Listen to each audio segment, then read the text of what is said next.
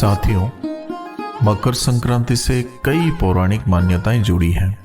माना जाता है कि इस दिन सूर्य अपने पुत्र शनि से मिलने उनके घर जाते हैं।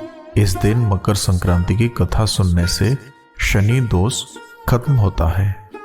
मकर संक्रांति के दिन सूर्य उत्तरायण होता है, यानी इस दिन सूर्य उत्तर दिशा की ओर बढ़ता है।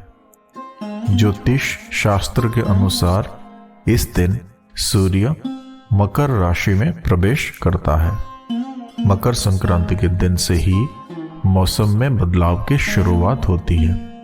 इस दिन स्नान, दान, पूजा पाठ और तिल खाने का खास महत्व है।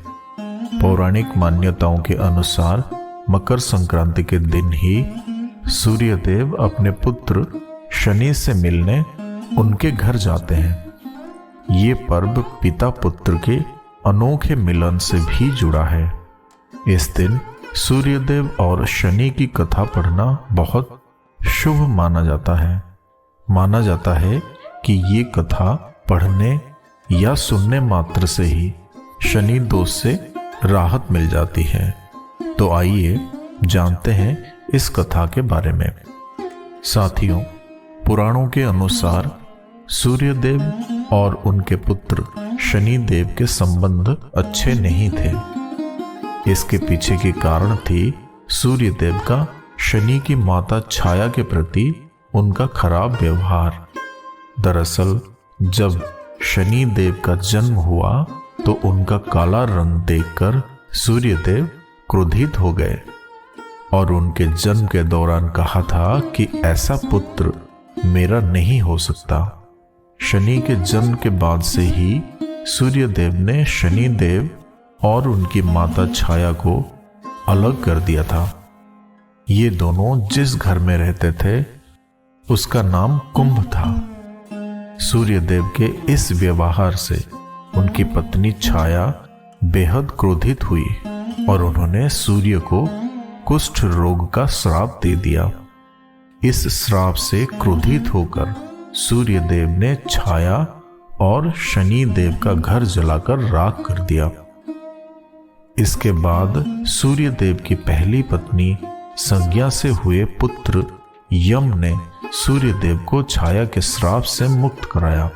इसके साथ ही यम ने सूर्य के सामने मांग रखी थी कि वो माता छाया और शनि के प्रति अपने व्यवहार में बदलाव लाएं।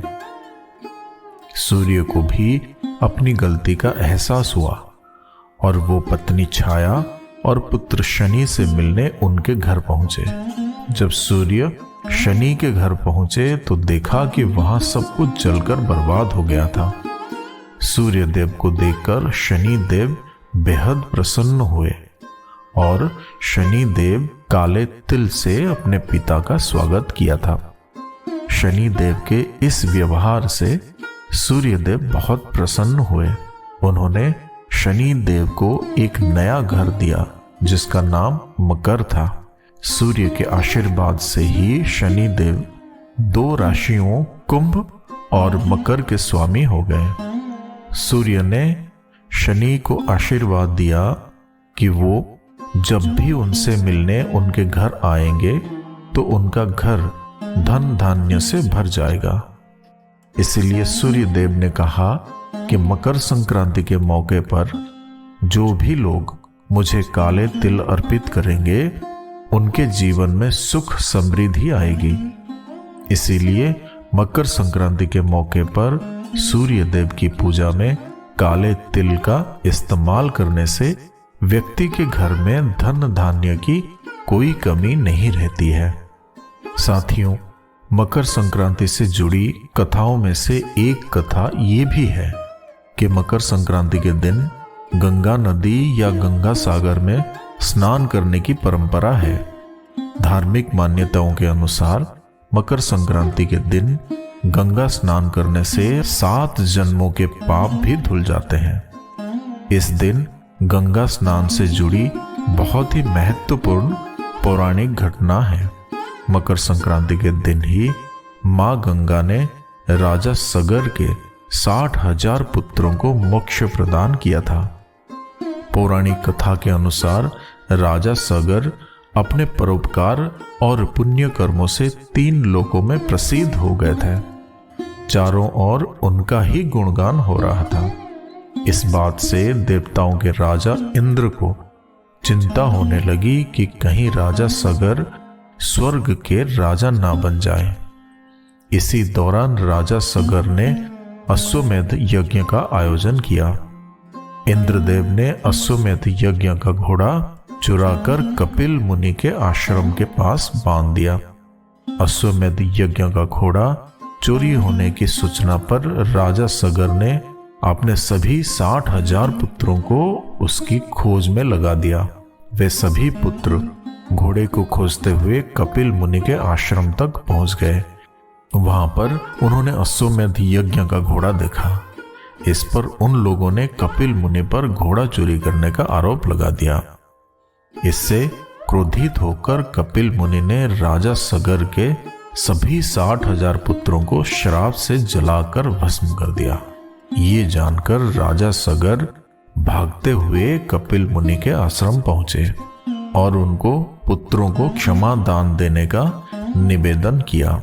तब कपिल मुनि ने कहा कि सभी पुत्रों के मोक्ष के लिए एक ही मार्ग है। तुम मोक्षदायिनी गंगा को पृथ्वी पर लाओ। राजा सगर के पोते राजकुमार अंशुमान के कपिल मुनि के सुझाव पर प्रण लिया कि जब तक मां गंगा को पृथ्वी पर नहीं लाते तब तक उनके वंश का कोई राजा चैन से नहीं बैठेगा। वे तपस्या करने लगे। राजा अंशुमान की मृत्यु के बाद राजा भागीरथ ने कठिन तप से मां गंगा को प्रसन्न किया। मां गंगा का वेग इतना था कि वे पृथ्वी पर उतरती तो सर्वनाश हो जाता। तब राजा भगीरथ ने भगवान शिव को अपने तप से प्रसन्न किया ताकि वे अपनी जटाओं से होकर मां गंगा को पृथ्वी पर उतरने दें, जिससे गंगा का वेग कम हो सके। भगवान शिव का आशीर्वाद पाकर राजा भागीरथ धन्य हुए। मां गंगा को अपनी जटाओं में रखकर भगवान शिव गंगाधर बने। मां गंगा पृथ्वी पर उतरी और आगे राजा भागीरथ और पीछे पीछे मां गंगा पृथ्वी पर बहने लगी। राजा भागीरथ मां गंगा को लेकर कपिल मुनि के आश्रम तक लेकर आए, जहां पर मां गंगा ने राजा सगर के 60,000 पुत्रों को मोक्ष प्रदान किया। जिस दिन मां गंगा ने राजा सगर के 60,000 पुत्रों को मोक्ष दिया, उस दिन मकर संक्रांति थी। वहां से मां गंगा आगे जाकर सागर से मिल गई।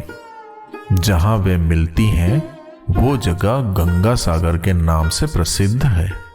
धार्मिक मान्यताओं के अनुसार मकर संक्रांति को गंगा सागर या गंगा नदी में स्नान करने से मोक्ष की प्राप्ति होती है और 7 जन्मों के भी पाप मिट जाते हैं। तो साथियों, कैसी लगी आपको मकर संक्रांति की ज्ञानवर्धक कथा? आप हमें कमेंट सेक्शन में अवश्य बताएं। ऐसी और रोचक कथा जानने के लिए वीडियो को लाइक और हमारे चैनल को सब्सक्राइब करें। तो फिर मिलेंगे साथियों अगले वीडियो में। तब तक के लिए अपना ख्याल रखना और हमेशा हंसते मुस्कुराते हुए रहना।